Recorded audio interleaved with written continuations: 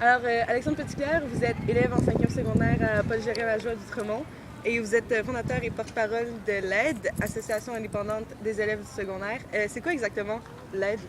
Essentiellement, l'AIDE est une organisation qui va permettre aux élèves du secondaire de donner leur opinion, surtout de leur donner une voix, pas seulement dans le débat contre la hausse des frais de scolarité, mais pour l'avenir aussi, parce que souvent on les ignore et ils sont mal informés. Alors nous, notre rôle, c'est vraiment de les informer et de pouvoir, pour une fois, leur donner l'occasion de s'exprimer.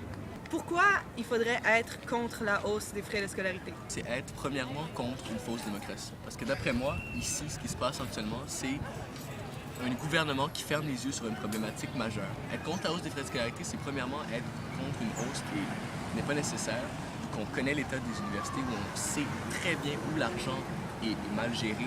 Alors, être contre la hausse des frais de scolarité, c'est être contre une idéologie. Puis j'espère que tous les gens vont embarquer avec nous au niveau. Qu'est-ce que vous avez à répondre aux gens qui disent que les élèves du secondaire ne sont pas concernés par le débat sur la hausse? Premièrement, ils se trompent fondamentalement. Les jeunes secondaires vont être les gens les plus touchés par la hausse des frais de scolarité. Cette hausse de 1 625 $-là, elle va affecter à 100% les gens qui sont actuellement en secondaire 3. Alors, on les sous-estime parce qu'ils savent ce qui se passe. Puis, il faut commencer à les inclure dans les débats politiques et économiques et tous les enjeux internationaux, dans le fond. Et je pense que les gens qui disent que les jeunes ne sont pas concernés, ben, ils se trompent. Parce que oui, on est concernés, puis oui, on sait ce qui se passe. On est le 23 mars aujourd'hui. Hier, c'était le 22 mars, la manifestation nationale contre la hausse. Qu'est-ce que vous comptez faire pour continuer à mobiliser les jeunes secondaires pour prouver que le mouvement ne va pas s'essouffler, que ça n'a pas fini hier, mais que ça va continuer? Hier, à la manifestation du 22 mars, il y a eu quand même plusieurs écoles secondaires qui ont participé au mouvement, mais on peut constater que ces écoles-là étaient quand même une minorité de toutes les écoles secondaires qu'il y a au Québec. Alors, on peut continuer les campagnes d'information. Il y a encore des gens à aller mobiliser pour les amener dans la rue avec nous. Puis je pense qu'à partir de maintenant, on va continuer le mot d'ordre de l'information. Puis on verra si les gens vont répondre à l'appel. Mais d'après moi, il y a encore beaucoup de travail à faire pour la mobilisation des jeunes secondaires. Est-ce que vous pourriez me sortir maintenant tout de suite un argument pour la hausse? Le premier argument qui me vient en tête, moi, quand on parle d'être pour la hausse des frais de scolarité, c'est la question que les contribuables ne veulent pas payer encore une fois pour quelque chose. Ils sont déjà, on leur demande déjà beaucoup trop et on leur demande déjà de serrer la ceinture. Alors c'est un argument qui, d'après moi, est très valable. Par contre, là où il perd son poids, c'est qu'on sait qu'avec les 3 paliers d'imposition actuels, les gens sont tout à fait sous-représentés, surtout la classe la plus riche. En imposant 10 paliers d'imposition, on pourrait baisser les impôts de 87 % de la population, augmenter de 2,3 % les impôts de seulement 13 % de la population, et on irait chercher près de 1,2 milliard de dollars. Alors je pense qu'il suffit d'un gouvernement qui sait se tenir et qui affirme un droit à la démocratie. Puis je pense que c'est le seul argument valable que je trouve.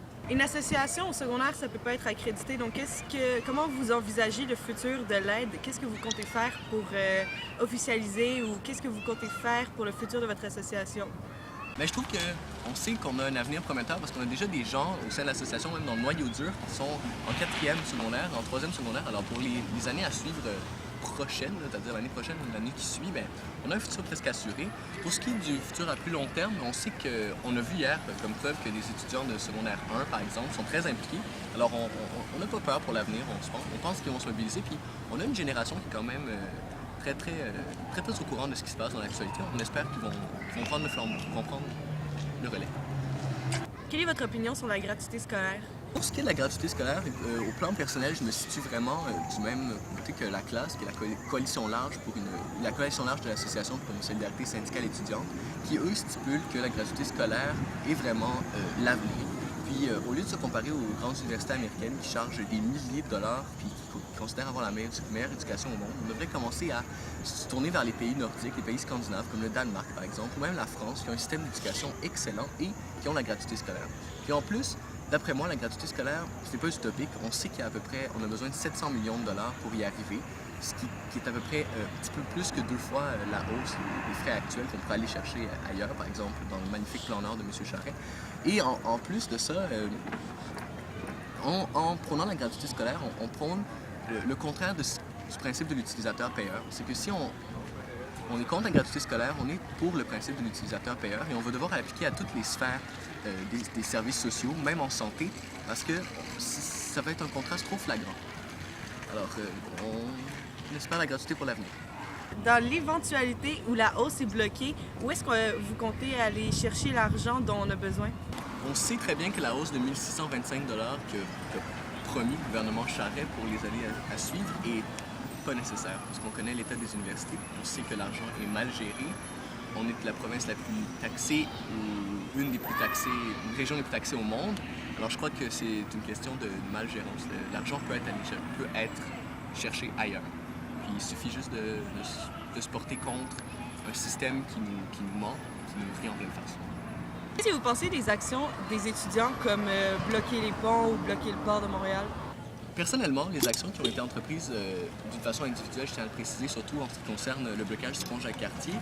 On sait que les actions du pont Champlain et du port de Montréal n'ont pas été condamnées par la classe, ce qui est tout à fait justifiable. Ce sont encore des actions qui sont non violentes, tout à fait légitimes, parce que le gouvernement fait la sourde oreille.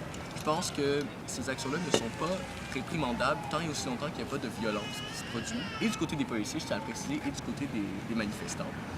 Pour l'avenir, comme les associations étudiantes tiennent à le préciser, probablement qu'on va tomber dans des actions un peu plus radicales, encore non violentes, mais qui vont probablement perturber l'économie. Et comme individu, parce que je ne veux pas parler au nom de l'association, pour l'instant, moi, je me situe de ce côté-là. Je crois que les actions vont devoir être un petit peu plus intenses pour faire comprendre au gouvernement que non, le mouvement étudiant ne s'essouffle pas et que nous allons tout faire pour bloquer cette hausse parce que 1 625 $ de plus, ça ne passe pas. Alors, merci Alexandre Petitclerc pour votre temps. Ce fut très constructif. Merci à vous.